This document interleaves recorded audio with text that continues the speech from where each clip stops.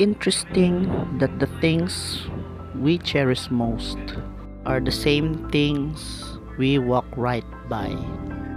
They become so intertwined in the status quo that ultimately it becomes impossible to tell them apart from our day to day. That is impossible until things change. Because as it turns out, that thing we call life, it has a say. There's a saying, you never really know what you have until it's gone.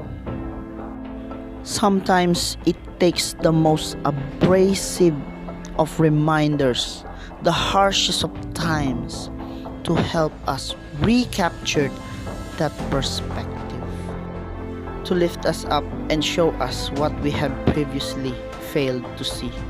And while our darkest moments test our strength, they push our boundaries, even transform our reality. They can also be the bridge that lead us exactly where we need to be. It reminds us that sometimes it's not about how we spend our time, but who we spend it with. That quiet brings clarity, and that world can spin so fast that we forget to think about our place within it. It reminds us how humanity is bigger than the sum of its parts, and it takes just as much energy to build up as it does to tear down.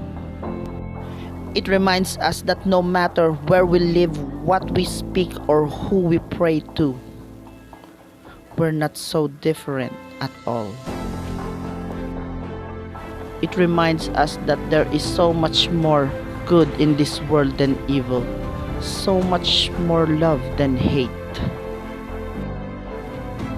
and so much promise for tomorrow.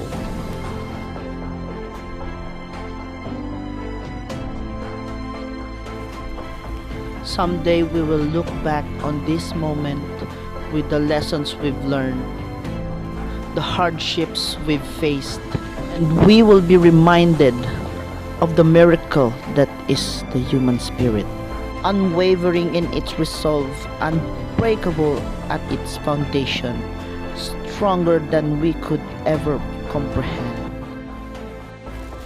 See, sometimes it's hard to look around and find a reason to be optimistic, to understand or comprehend why. But what we'll find is that if we look hard enough, immersed in the uncertainty, the disruption, and in some cases, the tragedy, there's something to be gained. A tiny candle flickering in the night that will eventually grow to light our way. Because that road to tomorrow is paved with hope. There are pages unwritten, stories untold, and a new chapter to begin.